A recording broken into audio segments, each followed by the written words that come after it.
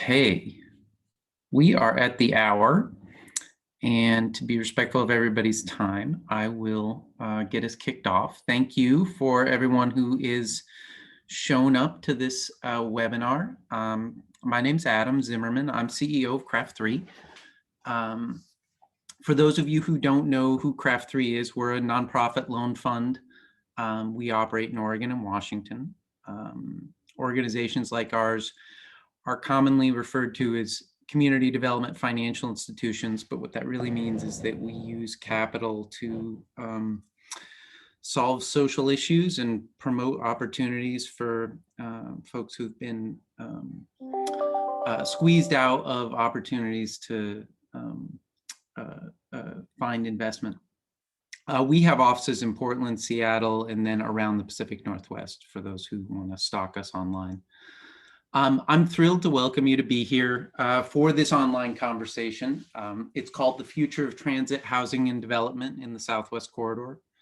I think we have a really good discussion planned. We were really pleased by the number of people who signed up, which means we hit some sort of interest nerve, which is really nice.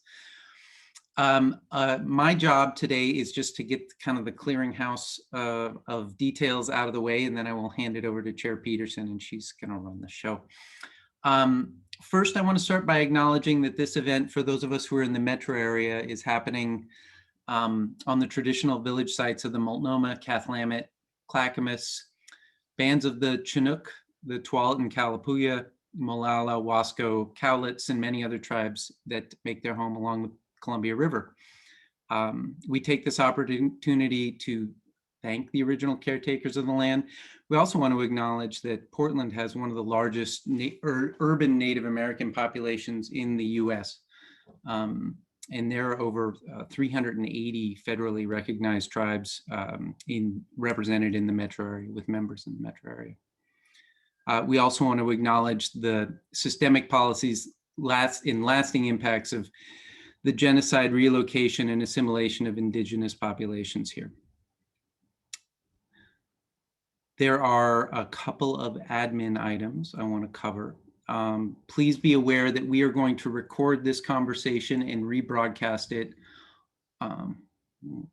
online at the City of Tigard's podcast called Talking Tigard. We also have live closed captioning and Spanish audio in a Spanish audio channel. You can use the buttons at the bottom of your screen to turn those on. If you're on a mobile, the settings menu is accessed by clicking the ellipsis or the 3 dots. If you are on Twitter, which some of us are, and comfortable managing multiple screens, feel free to tweet along. The hashtag, which I think somebody will probably drop in the chat, is next for the number 4 SW corridor. If you forget, yeah, like I said, somebody will drop it in the chat. And speaking of chat, it would be great right now to see who's here, besides employees and representatives of some of our organizations. There are folks online that we don't know, or maybe don't know well enough. So if you can right now share your name and role and organization in the chat, that would be great. Don't feel compelled. If you want to stay in the tall grass, that's fine too. Lastly, I want to note that this event is sponsored by JP Morgan Chase. Earlier this year, a collaborative of community development financial institutions, CDFIs like us, including the Network for Oregon Affordable Housing and the Community Housing Fund, received a big deal grant from Chase to address local issues of displacement and gentrification with creative financing tools and projects. So this event is part of that process. It's a 3-year grant, so we're going to be talking about this as organizations for a while. You'll learn more about this from one of our panelists today. And this conversation is designed to help us understand better what we can do with that money in that timeline in our capacity. It'll all be enriched by your questions. At the bottom of the screen, you can submit questions for the panelists using the Q&A feature. We will go towards get to those towards the end of the event. Okay, let's get moving. I'm pleased to introduce our moderator today, Metro Council President Lynn Peterson. Chair Peterson came to her position with the depth of experience in the public, private, and nonprofit sectors, including working under Governor Inslee and former Governor Kitzhaber. She also served as the executive director of Thousand Friends of Oregon, the state's leading land use advocacy group. When she's not working hard for over 1.7 million Oregonians, she represents the Tri-County area and can be found cycling and hiking in the region's green spaces. Lynn, thank you for being here. And take it away. Thank you so much, Adam. Much appreciated. I'm honored to be here today and moderate this session. As Metro Council President for the entirety of the Portland Metro region and a professional transportation engineer and planner, I have been working on transit implementation in this region for over 25 years, tying land use to transportation. Each corridor we've invested in this region, the projects just keep getting better and better because we learn more and more from intense work with our community. We have learned how to do better community engagement, better empowerment of people for decision making. We have learned how to apply a racial equity and climate change lens in developing programs, policies, and projects. And we have learned how to have a conversation in this region about affordability. I was intimately involved in the Transportation 2020 ballot measure development, which included goals of not only light rail expansion down the Southwest corridor, but also the additional safety investments and mobility investments into 12 other corridors for investment in transit, bicycling, and pedestrian safety. The package also included programs for affordable housing and affordable transit access. While that did not pass this last year, due mostly to the financing method, Metro is interested in investing in continuing that conversation. And we have been talking to our partners about how to bring that back to the voters sometime in the future, with more discussion to come on how to finance our transportation needs. So I look forward to hearing the panelists weigh in on their vision of what's next in the Southwest corridor. We have a great panel lined up today, so let me take a moment to introduce everyone. My friend and Mayor Jason Snyder has been a Tigard resident since 1999, and in addition to his role as mayor, is the administrator of Kaiser Permanente's Northwest Regional General Surgery and Plastic Surgery Departments. That is a big title. He has been a longtime public servant, including volunteer coach for Tigard Youth Soccer and Tigard Youth Football. Alma Flores is Director of Development at REACH CDC. Alma joined REACH in June 2019, but brings over 22 years of local government policy program and project management experience in housing, community, and economic development to affordable housing development. She is passionate about commercial corridors and main streets.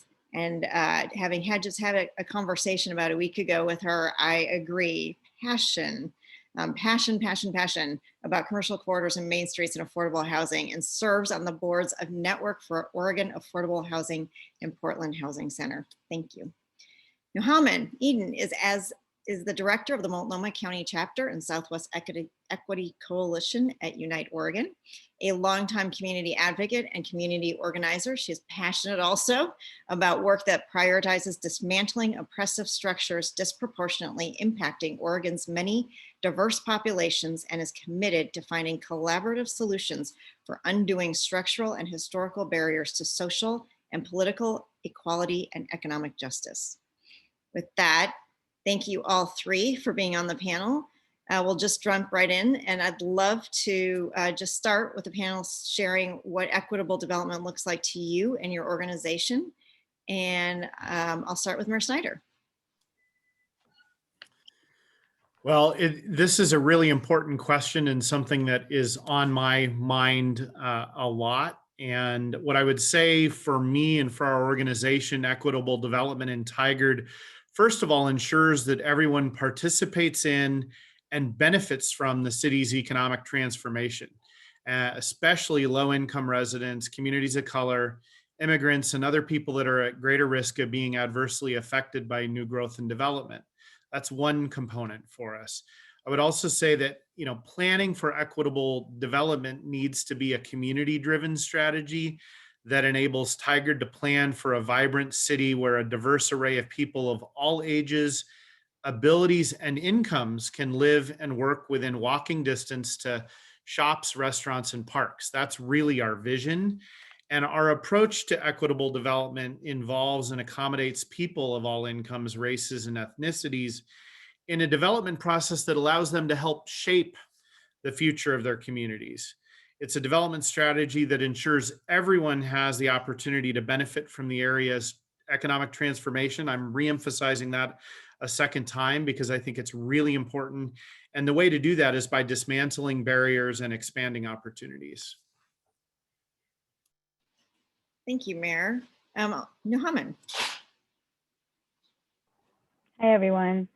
For the Southwest Corridor Equity Coalition, successful equitable development looks like collaborative and coordinated planning across city bureaus, counties, cities, as well as private funders to invest in communities prior to investing in the built environment. Through the collaborative, we've outlined a few touch points where we can achieve that, and it's through resourcing, the expansion of affordable housing, preservation of naturally occurring affordable housing, creating opportunities for homeownership and workforce development, investing in our communities that are most excluded and marginalized from economic development through historical practices that are based in racial marginalization of communities, and to reduce those disparities and improve conditions for those affected communities, and to advance economic opportunity for all and build community capacity for wealth creation. We also think that successful equitable development looks like a very transparent communication between those decision makers and community members, the centering of marginalized communities, those impacted frontline communities, to steer and direct where those resources go for the communities. Thank you, much appreciated. Alma. Thank you for having me, and it's tough to follow Mayor Schneider and Noameen on the definition and the practical application of equitable development. But for REACH, CDC, equitable development for us means leading with racial equity and having a very intentional, people-centered strategy and approach to ensure that as we build affordable housing in the region, and in particular the Southwest Corridor, that we've reached out, engaged, and incorporated and listened to the feedback and responses of community members. And so our efforts here with the Tiger Triangle have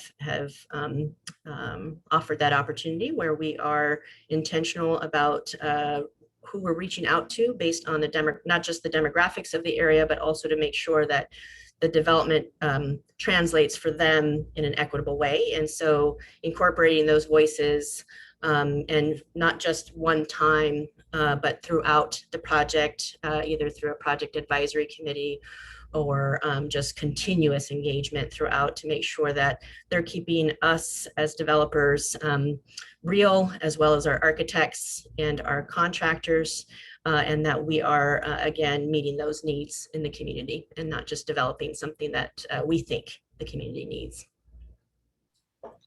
Thank you, you guys. As I listened to you, I realized that maybe we should just take a quick step back before I start off with some other questions, and I'm going to put Mayor Schneider on the spot. Mayor Schneider, could you just give a 30-second definition of what the Southwest Corridor is? Sure, I'll do my best, and I'm particularly good at describing what it is in the city of Tigard, but I'll do my best for the whole region. The corridor runs from downtown Portland through Southwest Portland and kind of along the I-5 corridor, generally speaking, is the route I would sort of describe, though it's not a perfect description, and then reaches into the city of Tigard and moves all the way through down to Tualatin as it's defined. So in Tigard, that means that both the Tigard Triangle and downtown Tigard are our two town centers that would be touched by the Southwest Corridor in a major way. Thank you, Mayor. A lot of land use and transportation planning has gone on around this with the Metro 2040 vision, and just putting that all into context, I'm going to go over to Nuhaman. Nuhaman, you have been specifically doing a lot of work from the Southwest Equity Coalition, centering racial and economic justice at the core of the work in the Southwest Corridor, and talk a little bit about that and the community that you have been working with, because a lot of folks in the region don't really have a good understanding of the different communities along that corridor and the diversity of culture and interest. Yeah, thank you.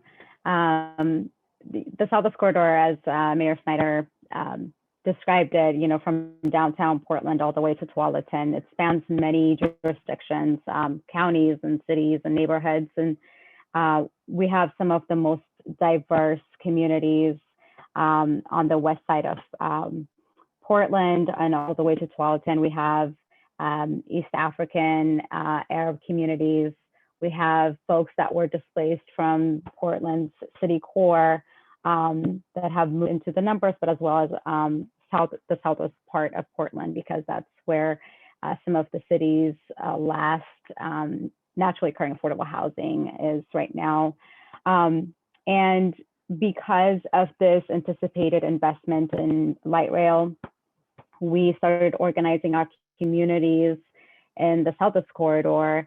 And we came together as a coalition at the beginning of last year, led by Unite Oregon, APANO, which is the Asian Pacific American Network of Oregon, Community Alliance of Tenants, Hockey Community Organization, and Central Cultural as of the beginning of this year. The coalition is led by these community-based organizations that organize immigrants and refugees, Black and Indigenous community members and other communities of color, working class communities, people living with disabilities. These are like demographics that we often see are excluded from planning and from participating in decision-making spaces. And so we came together as a coalition and partnering with government agencies like Metro, City of Tigard, City of Portland, City of Tualatin. There are all of the different cities and counties, also Washington County and Multnomah County, and then philanthropic partners that are interested in this work. And the organizing principles for us to really use our collective knowledge, wisdom, and resources and center the folks that live here. And we like to say live, play, pray, work, because we know that displacement, the way it works is folks have to move from one place to another just to exist. And so we understand people access these spaces at different capacities. So we want to organize those communities, and because the leadership of the coalition is communities that are impacted, we're able to really connect with our communities and uplift and prioritize the needs of those communities. So that way investment is directly linked to those priorities. And so anchoring this work in racial and economic justice has been the main core of our work, of our organizing work. We know that historical exclusion of marginalized communities has resulted in those communities being left behind from economic prosperity and also from political power. And so we focus on political organizing and policy, and also in uplifting those economic needs for our communities. Thank you. Can you just share one or two concrete ideas, resources from your perspective that are needed to achieve equitable, inclusive development? Yes. So we've done a lot of community engagement work in the past, and what comes to the forefront is housing is at the core of people's stability. Our ability to enjoy investment in the long term requires us to have stability right now. And so we say over and over, investment in communities, investment in people, prior investing in the built environment is key. And so a couple of like tangible things I could highlight is affordable housing that is 30 to 60 AMI, that really focuses on people that are, or families that are at risk of displacement when investment comes in and prices go up.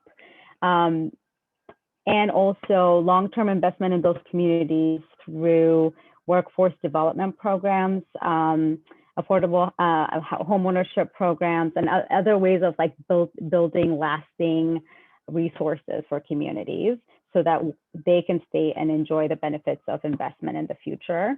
Beyond that, we also want to create pathway for community members to go from coming to our CBOs, connecting to our CBOs for community-based organizations. Sorry, I was trying not to use acronyms.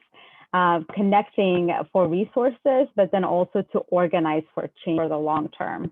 So we have leadership cohort that we are building to create a space for folks to learn about development and how it works, and then also to grow as leaders and become decision makers in their own communities. So these are a couple of like tangible steps that we see could lead to a thriving community that's inclusive of everyone. Awesome, thank you. Just quickly, who's missing? And I don't mean to say quickly, like let's just breeze over it. Just there's going to be a lot to this question. Who is missing from this conversation and conversations like this? And if people wanted to bring more folks to the table, what specific organizations would you suggest that they reach out to? Yeah, we see that working class communities often are missing from these conversations, mainly because of the nature of our economy. People are working 2 or 3 jobs. They're really busy surviving, that they're not included in long-term planning. Folks that have limited English proficiency, folks with disabilities, immigrants and refugees, Black and Indigenous and other people of color often excluded from these decision-making spaces, or even like what you see as your traditional organizing model of neighborhood associations and other places where people get together to really advocate for their communities. Those voices are missing, and we have to be intentional about uplifting those communities, and we have to be intentional about how we hold decision-making events, how we schedule our meetings where elected leaders are listening and participating in those conversations with their constituents. Those communities are missing largely because of these barriers that we've built and have gotten used to. And through COVID, we've seen that we can provide most of these spaces for folks who have accessibility needs. We can make Zoom events happen. And then we also understand not everyone has internet connection, not everyone has electronic devices. So we have to understand all of those barriers and work really hard to prevent those barriers from appearing in these spaces and create truly inclusive spaces for people to voice their community's needs. We also know that participatory budgeting is a really great way of including those communities to make sure that we're not creating pockets of community engagement, but it's actually something that runs parallel to the way we do governance and the way we do public investment. So I would say, for folks that would like to connect, I actually created these links for you all, and I'll drop it in the chat. The community organizations that are leading this work for the Southwest Corridor, I mentioned them earlier, but I'll put them all in the chat. You can visit the websites, but also you can go to the website for Southwest Corridor Equity Coalition, and you could sign up for our newsletter. We'll be able to send information, and you can also see all of our events on our calendar. Wow, thank you, much appreciated. All right, we'll come back round robin, but we're gonna move on to Alma.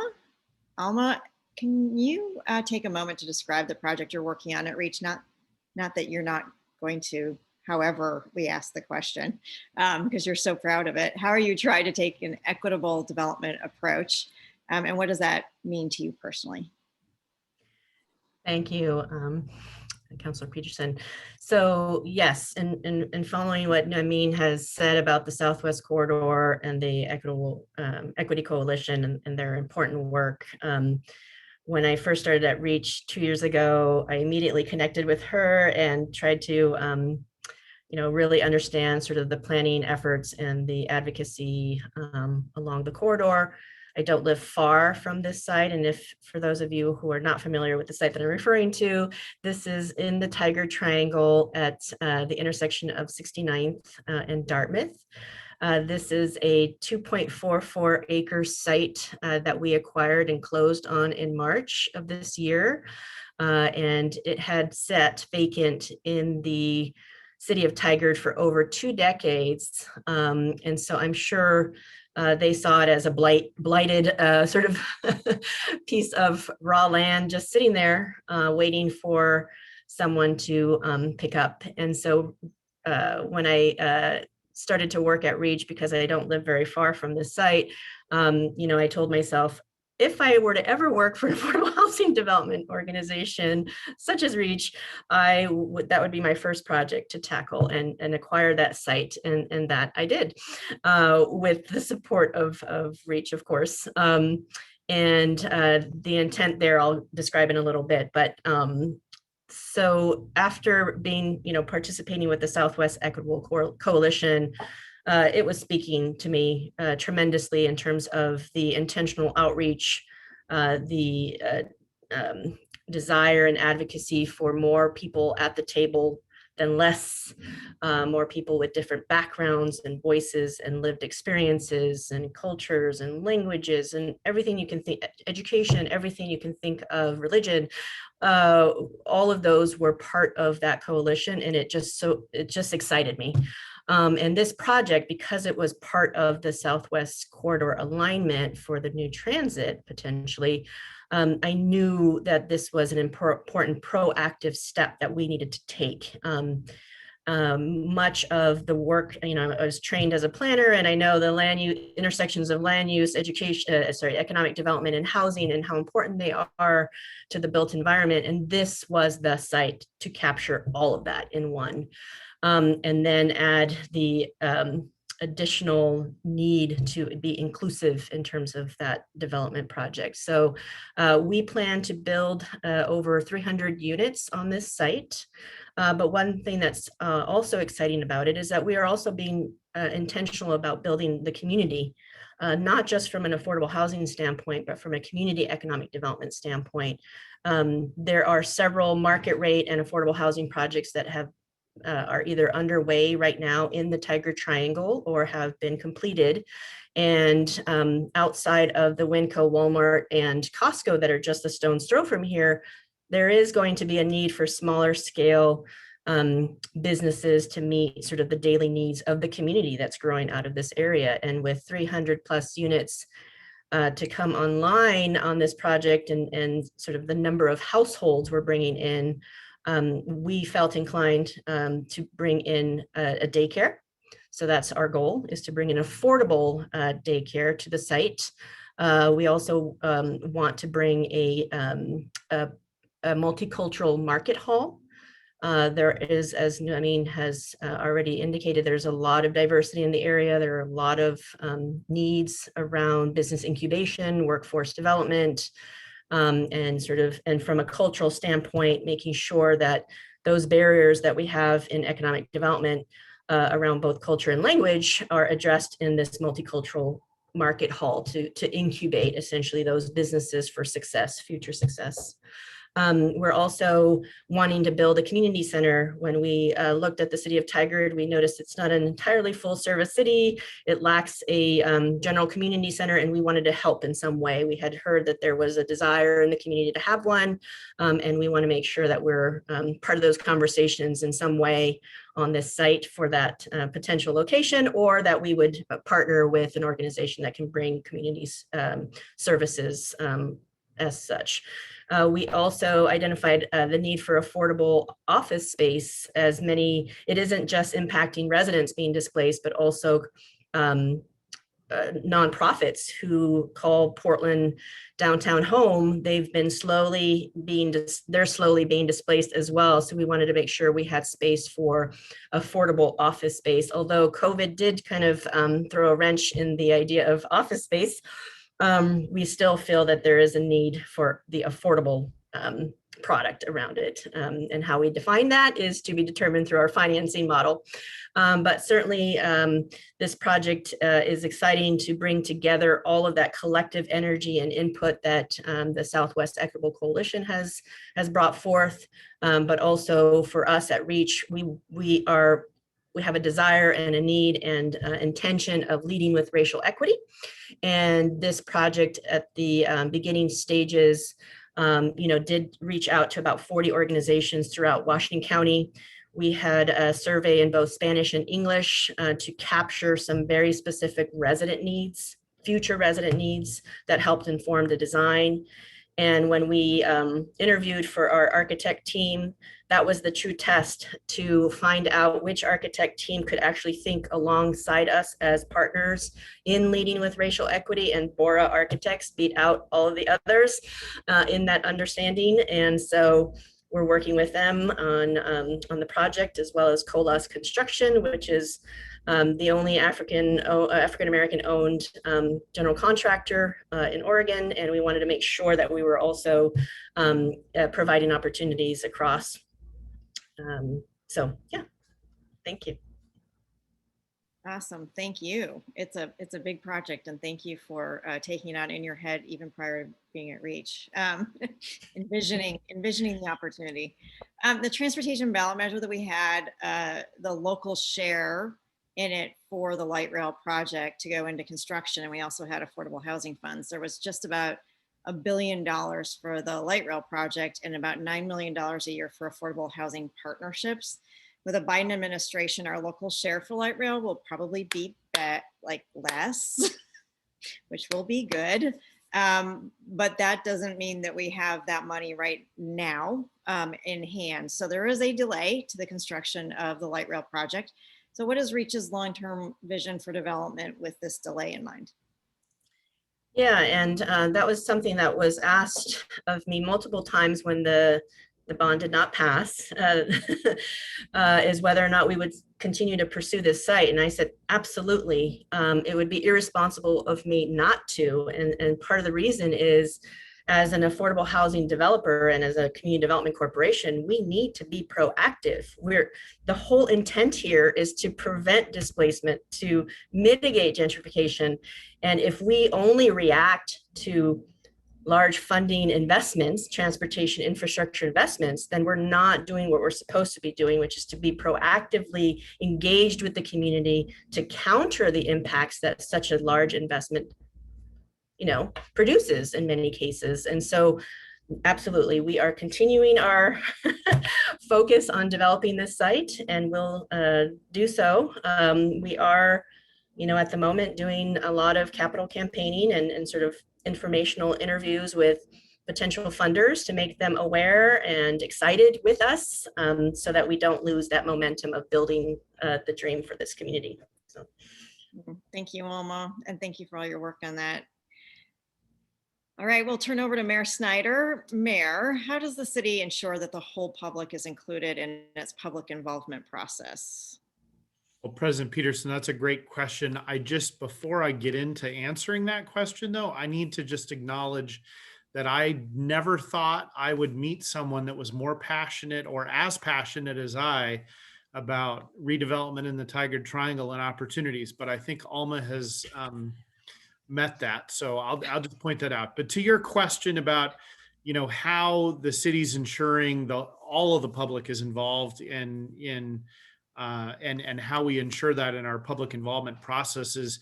Tigard is really created and is supporting opportunities for inclusive participation, and that is deliberate, but it's got to be at public events. We're doing online engagement. We're doing, a series of community-driven subcommittee meetings, focus groups, community conversations, workshops. There's no one answer to how to make that happen. And COVID has certainly forced us to think differently about it. But all of that is important. And even then, I will just say it's not enough. Like we constantly have to be thinking about how to reach more and more people. Some examples of how we're doing this: we're working with community-based organizations like Unite Oregon.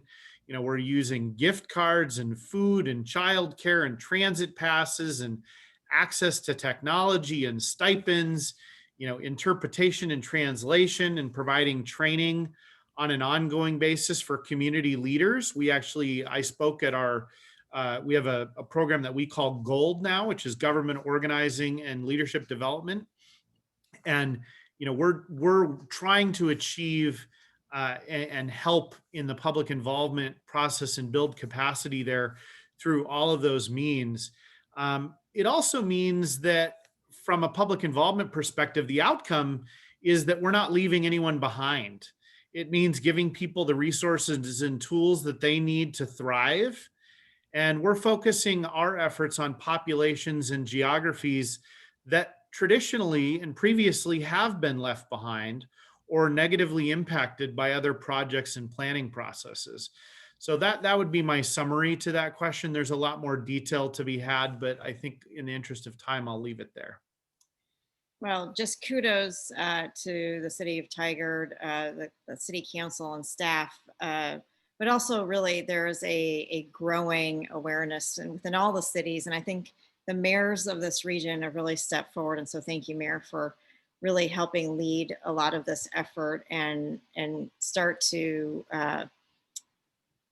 work on the implementation of it, because that is the hard part. It's on the ground. It's not pie in the sky. This is on the ground, talking to people and finding out, right, what they actually need and how do we co-create together, which is really important as we go forward. So thank you for that. How is the city of Tigard going to be utilizing master planning to bring more equitable development, especially based on all of the community engagement that you have and will be doing?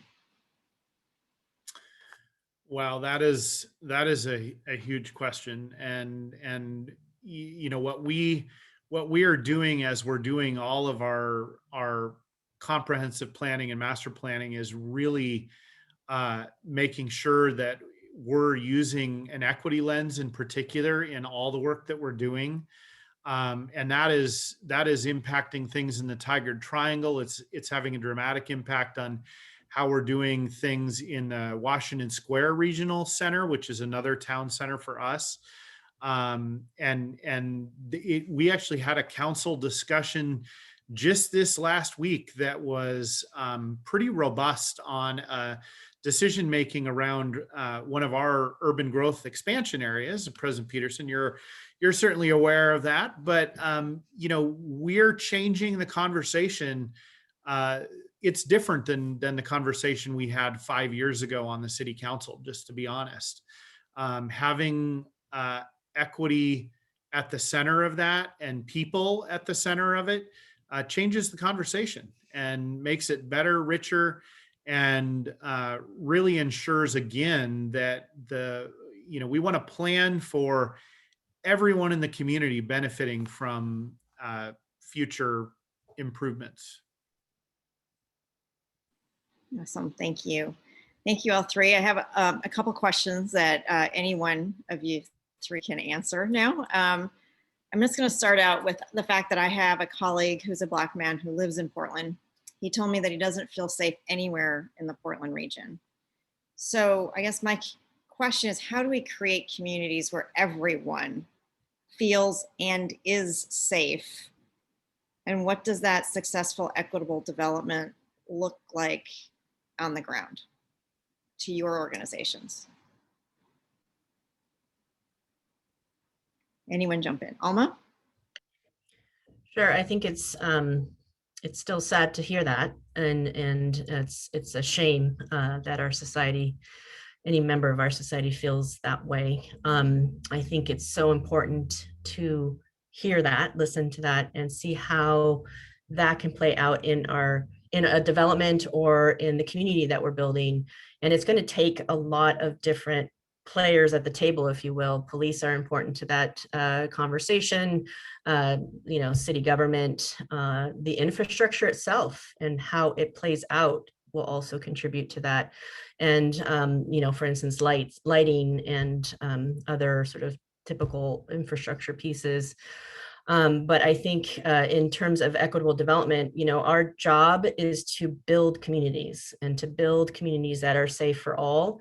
And you have to start even before you've, stuck that, did your open house to the development. And so, those community conversations I mentioned earlier and the organizations that we've talked to and reached out to, it is so important to keep that conversation continuously throughout the process to make sure that even as we think we've addressed that concern or need, that it's truly playing out. And I think it's going to be important for our architect team and general contractor team, as well as our reach team, to make sure that that's happening and that we're listening. And that if we think from a design perspective, something needs to be one way, but from a user resident perspective, it's felt a different way, we need to listen and we need to course correct whenever we can. And so I think from a built environment standpoint, those are the sort of pieces I would want to see play out to make sure that everyone feels safe. When we did our survey, we asked that question, do you feel safe in the community you live in? And it was, a mixed bag. But we also incorporated that level of understanding in the actual development through laundry rooms, community rooms, the community spaces, what would make it feel safe if you didn't feel safe in those environments before. So what can we do to ensure that there are, as Jane Jacobs would say, eyes on the street, but say eyes internally to the development and to the project. So we certainly would want to hear those voices and learn from them and incorporate whatever we can to make it safe for all. Thank you. I would like to follow Alma on this question also. I think that as a Black person and an immigrant, I definitely understand where your colleague is coming from in terms of safety. When you visit a space, the built environment itself, there's a lot that's communicated to you about how that place was designed and who it was designed for. And as planners, as community organizers, these are things that we need to constantly think about. A friend of mine and colleague actually told me about Dr. Mindy Fully-Love and the concept of food shock and what it means to be constantly get displaced over and over and over again. And when we talk about gentrification and talk about displacement, we talk about the violence that is inherent in that act, and the feeling of hopelessness and like lack of control and the decisions that lead to your own and your community's displacement. These are things that we've seen happen to the Black community in Portland, to the Indigenous communities all over the United States and Canada and the Americas in general and all over the world. So these things are, gentrification and dispossession, these are things that are linked together, and there's like violence inherent in that. So mitigating displacement or preventing displacement is the least we can do when we think about creating more resources and investing in infrastructure. And so talking about the South Corridor specifically, there are communities that live in the Southwest Corridor that have been displaced once, twice, 3 times over the generations going back. And the concept of food shock is like, this is what happens over and over. You're and your body feel that this space is not built for you. And you don't feel safe in those spaces because it was not built with you in mind.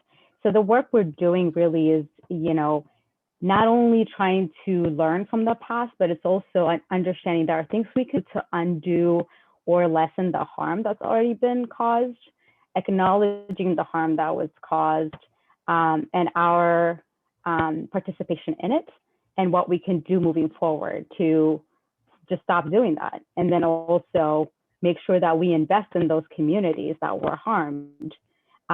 Specific, that's what equity is. You're not saying everybody gets the same level of investment. Folks have been harmed, so the folks that have been harmed and continue to be harmed need way more investment need way more engagement, and you're pouring resources so that you can do things equitably moving forward. So I think that I really appreciate that question, especially because the communities we're organizing, the communities that we're part of are those communities that have been displaced over and over again. Thank you. Mayor? Yeah, to your brief story there about your friend, it's gonna. I guess when I reflect on those kinds of things, I have also heard a story through one of our city councilors of a member of the Portland community who has shared with their family in Tigard that they don't feel comfortable, like you just described, in Portland, but they're now starting to feel comfortable in Tigard.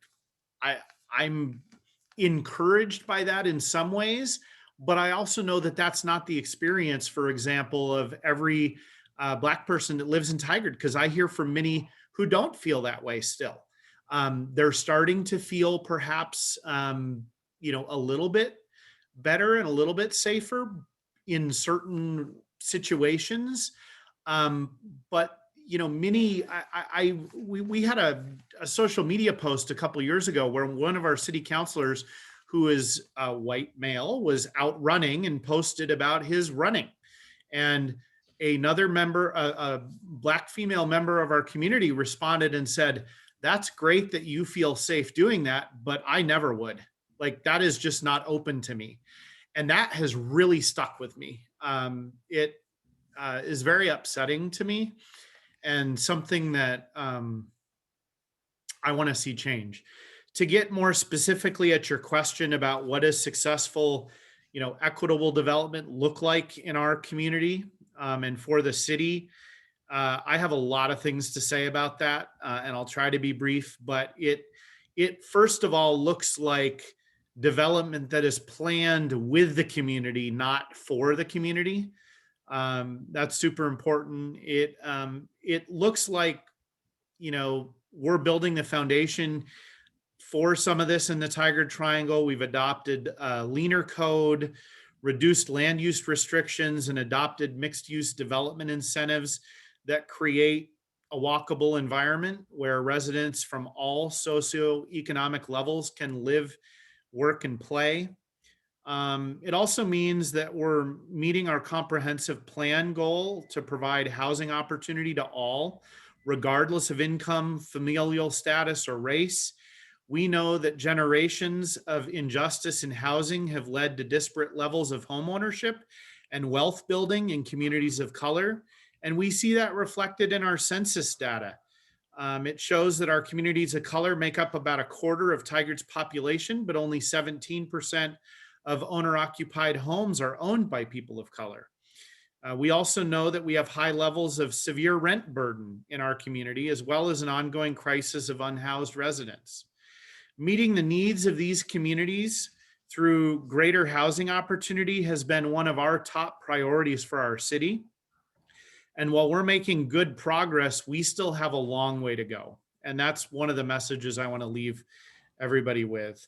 Equitable development in Tigard looks like the city's solution to missing middle housing, where we're encouraging smaller size residential buildings to be in walkable neighborhoods. And it means a range of housing options. We've done a bunch of specific things to try to support different types of housing. We've got a 1% construction excise tax to fund affordable housing. We did that in 2019, generating funding for affordable housing in our tax increment financing districts in both downtown and the Tigard Triangle.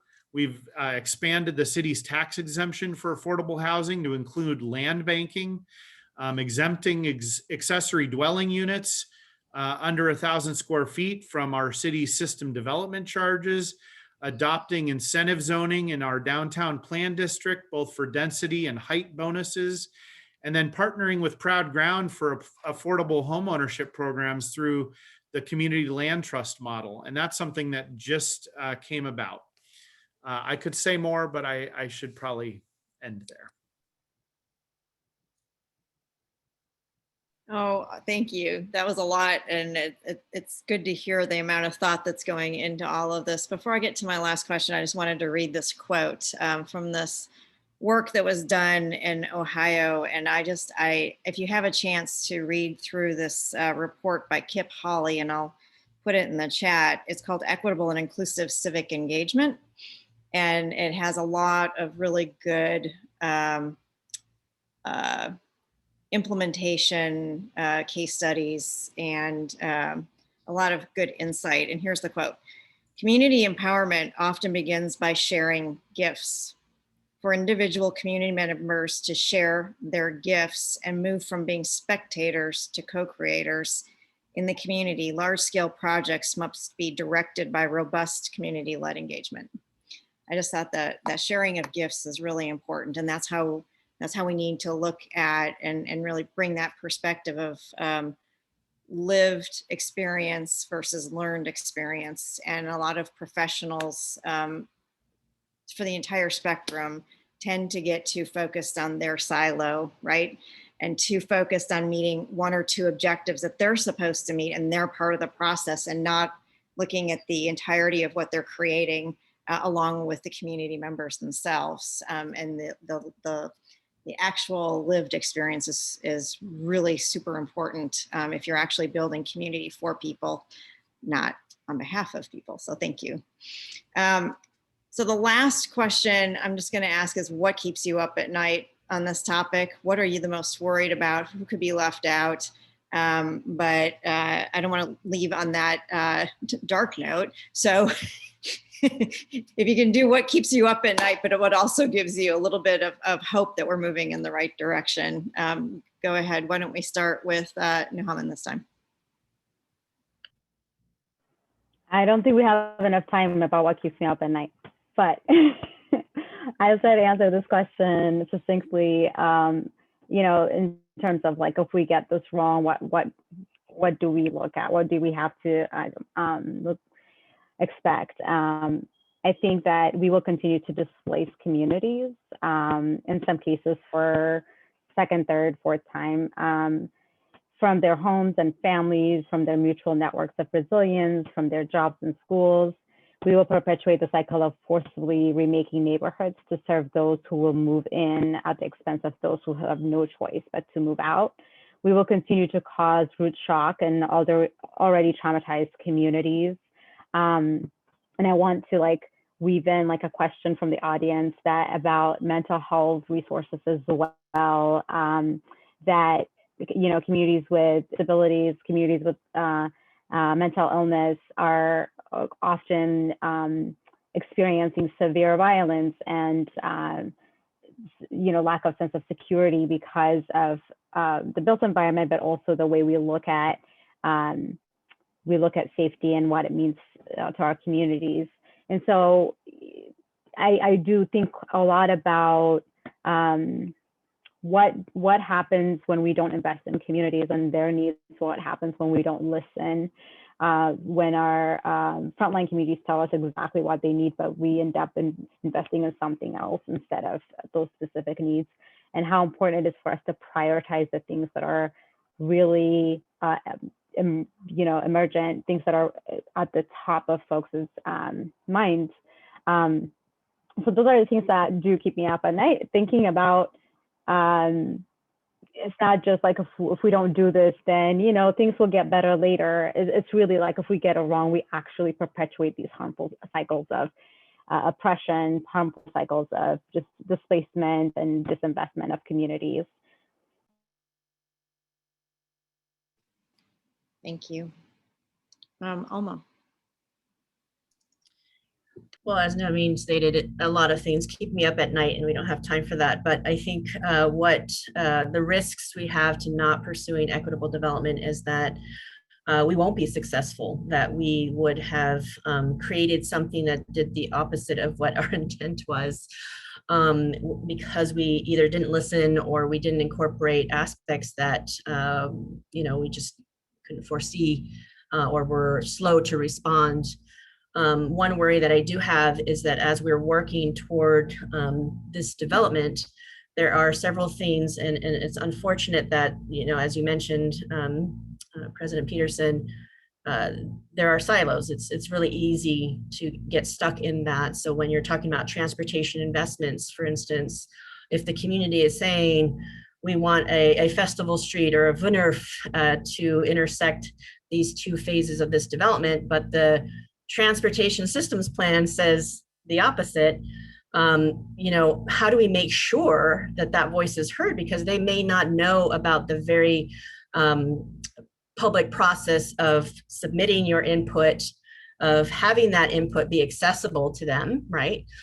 So that they can voice that opinion or concern or desire throughout the process. So it's just finding those intersections where we can be truly, we still have to meet sort of objectives of city government in terms of that work, but how are we flexible to incorporate new information based on new communities that are being developed rather than sort of fictional communities that were done, 5 years ago when the TSP was created. So I think that sort of keeps me up at night. But in terms of being intentional with equitable development, you have to factor those aspects into it. Perfect. Thank you, Alma. Yeah, I think what keeps me up at night on this subject is really that we perpetuate and actually potentiate. So I'm doing a little medical term there, which means, so we perpetuate and potentiate the continued disparity in wealth, intergenerational wealth. I strongly believe that our country needs to have a reckoning around that. We have systematically allowed certain groups of people in the United States to benefit from that type of wealth generation and sharing intergenerationally, and systematically prevented others. And doing this poorly perpetuates and potentiates that. And that worries me. That keeps me up at night. And just making sure that everybody that's participating gets to benefit in a way that is, trying to correct some of that from the past couple hundred years of the way our country's operated. Well, thank you. We ran a little long, and there are some questions for you from the audience that we'll move on to. And this one that Maggie's pulled up for me is really a follow-on to what Mayor Snyder had brought up. In addition to the issue of safety for non-white residents, how can we also ensure that the Southwest corridor is safe for those experiencing mental health crises? Not too long ago, an individual was murdered in their own vehicle not too far from the Tiger Triangle by the police. Has there been any talk about investing in mental health resources in the area, as well as providing safe places for them? And any one of you can take that, but. Is that one coming to me? Kinda, yeah. Okay. Well, first I will say that, mental health has traditionally been something that, is a county and state responsibility and not a core function of a city. I think the way we've ended up in that space is really because there has been, a systematic removal of resources in mental health and addiction services for decades, since the 1980s at least. And that has unfortunately left law enforcement in the position of being the bearer of and receipt of these calls. I've been pretty vocal since even before I was mayor and before I ran for mayor, and given my experience both as a healthcare provider and as a former reserve police officer in Tigard, that's not the way to be addressing and solving a lot of these challenges and situations. Anytime someone that's having a mental health crisis results in an outcome that is untoward or a death, is tragic. And I think one of the core things we need to do as a country and as a state is to rethink and reimagine how we're doing that. That's not something the city of Tigard can do on its own. We are doing things on, that we can do. We've committed from the last levy and the only public safety levy that we ever passed a year ago, calls for every single sworn police officer in Tigard to receive 40 hours of crisis intervention and de-escalation training. That is absolutely something that probably every police officer in the state needs or in the country needs. We've committed to that. That's, a lot more hours than is devoted to mental health in training in the police academy. And it's sorely needed. I will also say at the same time that there are situations that have a mental health layer that police are called to that also have a crime and a violence and a protecting other individuals flavor. And though that's a really complicated public policy question that I think needs to be worked through about how to keep everybody safe and yet address the mental health situation and take care of everybody in the community. So there's no perfect answer. Those are the kinds of things we're doing. We also just helped fund another mental health response unit in the south part of Washington County for the cities of Sherwood, Tualatin, and Tigard. That's not on the road yet, but making investments like that to try to do what we can. Thank you all. If we had more time, I'd like you kind of round out your comments, and I apologize, we've run a little long. It's 1:01 p.m. We're kind of losing some folks off here. I just want to also add to Mayor Snyder's comments and just remind folks that we do have the supportive housing service measure that did pass, and it will be implemented by the 3 counties starting July 1st, that has rental assistance, mental and physical health money for folks, as well as drug addiction and workforce initiatives. So we are working very hard to make sure that everyone who wants a space off the street will have one, whether that's a shelter bed or whether that's permanent or temporary housing, in order to get stabilized. And so I just want to remind all of us that's the kind of thing that we need in order to support our cities. It's the kind of thing that we need in order to support our community members and to bring back affordability to this region is the long-term goal of everybody on this call, as well as the creation of safe space. So thank you everybody for all of the work that you're doing every day, 24/7 while you're up at night. But really just thank you. And I guess I'll just turn this back to Adam. Thank you, Chair Peterson. Thank you everyone for coming and participating. This is going to be recorded again. And Mayor, I'm going to get it wrong. It's the City of Tigard podcast. Which name? Talking Tigard podcast. Thank you. Talking Tigard. If you all want to pass it around after the fact. And with that, just many appreciations to everybody. Keep up the good work, and we'll do it again next time and update you all on what we've managed to accomplish. Thank you.